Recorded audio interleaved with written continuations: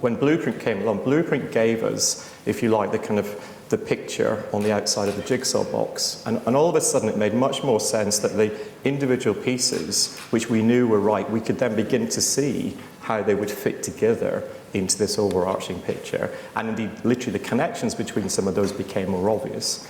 And more particularly, the gaps that we still had in our jigsaw were much more evident. But actually what was good is that they were kind of framed. So it kind of gave us a pointer, which again, I think instinctively we knew. We knew we had to continue to improve how we look after passengers, particularly how we look after our own people, how we get engagement from our own people and our suppliers. So it kind of highlighted the things we knew we needed to do further work on. But it was, I mean, when I first met with Charles, which I think was probably about a year ago, I mean, he literally had me at hello. I mean, as soon as he started speaking, everything he said, it filled, it's that sense of we knew there was something missing.